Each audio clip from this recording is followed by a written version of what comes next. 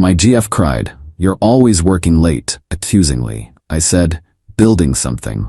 When she discovered I'd been creating a company to escape our toxic relationship and just sold it, the late nights paid off. Original post: I, 28 male, just closed the biggest deal of my life yesterday. Not a business deal in the traditional sense, though that happened too. I finally escaped from Brianna, 26, after 2.5 years of what I can only describe as psychological warfare, disguised as a relationship. The company sale went through at 3 p.m. yesterday. $340,000 for a software tool I built during all those suspicious late nights she constantly accused me of using to cheat. The irony is delicious. Let me back up. I met Brianna at a friend's birthday party. She was charming, gorgeous, and laughed at my nerdy jokes. First few months were great, then the mask started slipping.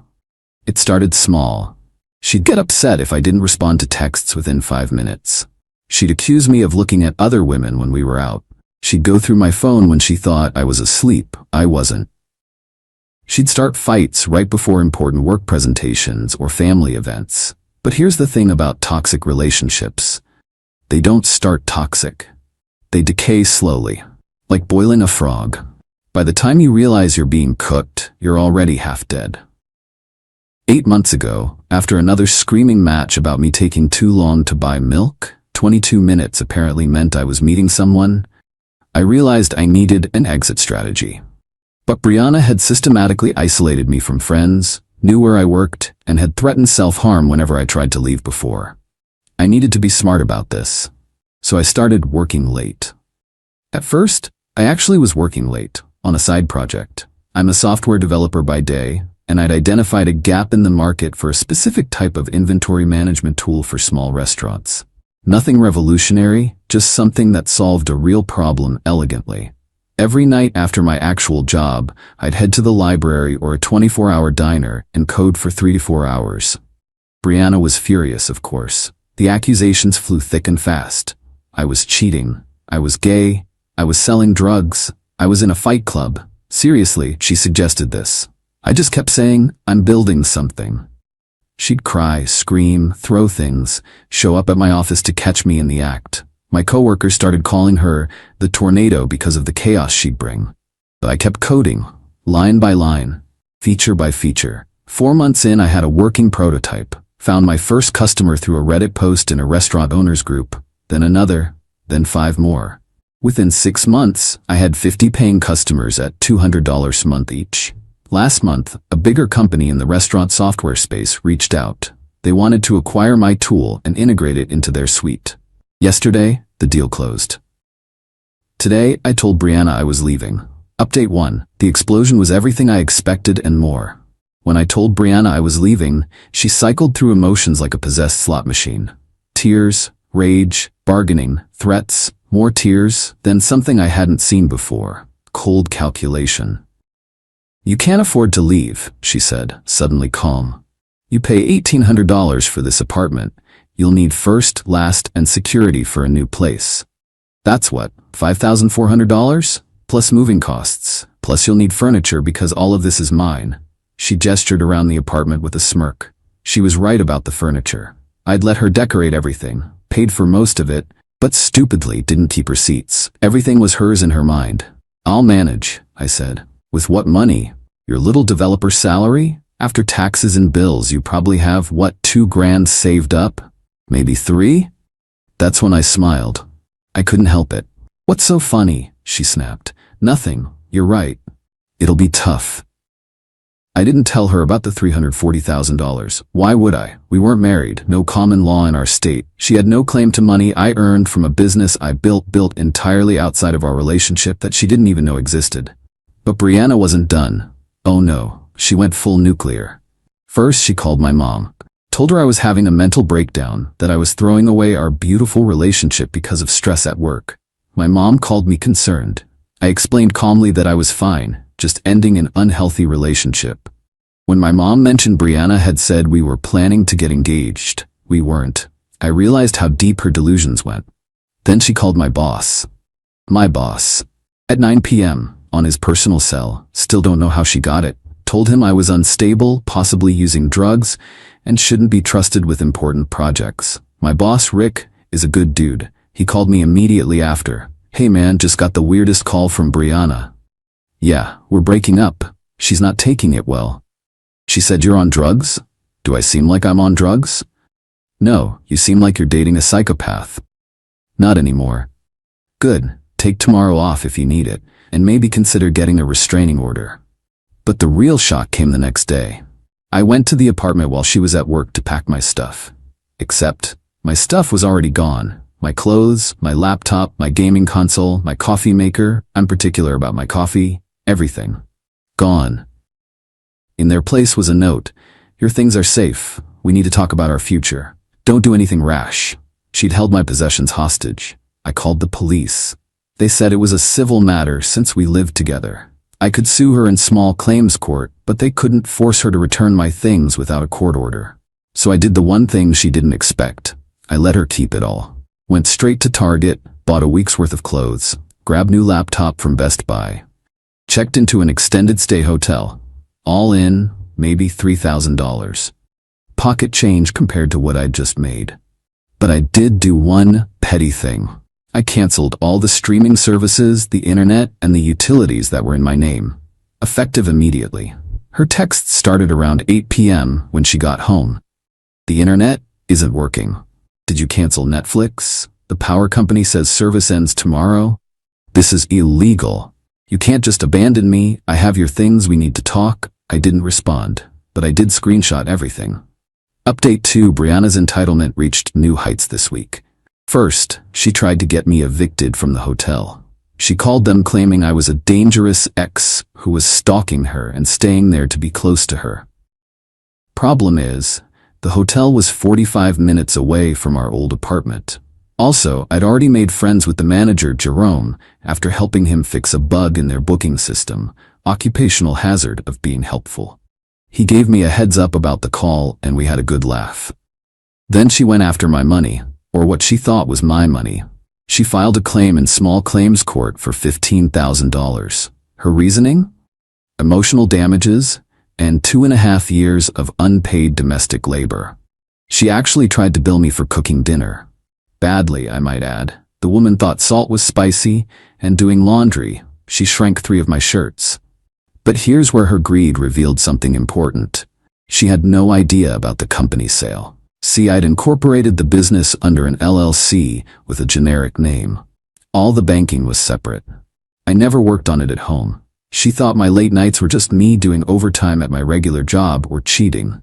In her filing, she referenced my software developer salary multiple times.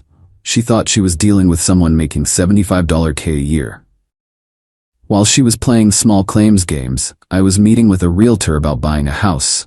Cash offer, closing in 14 days. But then Brianna made a critical mistake. She created a TikTok. Day 1 of making my narcissistic ex pay, it started. She filmed herself in the apartment that she couldn't afford alone, surrounded by my things, explaining how I'd abandoned her after years of her supporting my career. The fiction she created was impressive. According to her, she'd been the one encouraging me to work late, to chase my dreams, only for me to discard her once I got a promotion. I didn't get a promotion.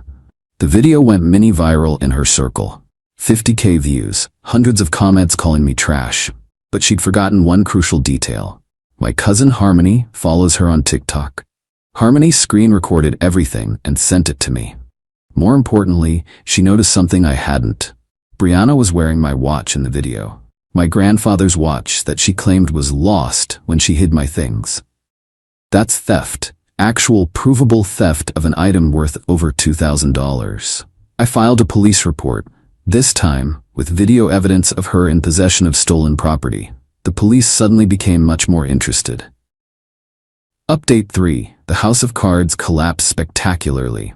The police showed up at Brianna's apartment about the watch. She panicked and tried to hide it, but it was literally in her TikTok. When they threatened to get a warrant, she suddenly found it and handed it over, claiming it was all a misunderstanding. But while they were there, they noticed something else. My gaming console prominently displayed in her living room, and my laptop on her coffee table, and my clothes hanging in the bedroom, visible through the doorway. The officer asked her directly, "Ma'am, are these items yours?" She said yes. "So, you purchased this PlayStation 5? No. But then why did you just tell me it was yours?" She crumbled. Admitted she'd hidden my things to make me talk to her. The officers informed her that withholding someone's property to coerce them is considered theft and potentially extortion. They gave her two options: return everything immediately, or they'd arrest her. She chose option 1. But while this was happening, her TikTok was blowing up in ways she didn't expect. Remember that mini viral video?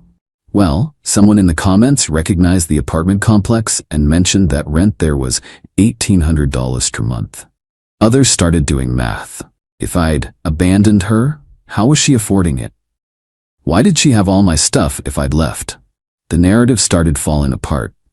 Then Harmony struck gold. She found Brianna's Instagram from a year ago, where she'd posted about being so proud of my man working extra hours to save for our future, with heart emojis. The same period she was now claiming I was neglecting her. Harmony posted the screenshot in the TikTok comments. The tide turned. People started calling out the inconsistencies. Brianna tried damage control, posting follow-up videos, but each one had more holes than the last. Then the killing blow came from an unexpected source, her best friend, Jessica. Jessica had been watching all this unfold and finally had enough. She posted her own TikTok, "Storytime, my best friend is lying about her ex for clout. Here's what really happened." She exposed everything. The constant accusations, the showing up at my work, the threats of self-harm.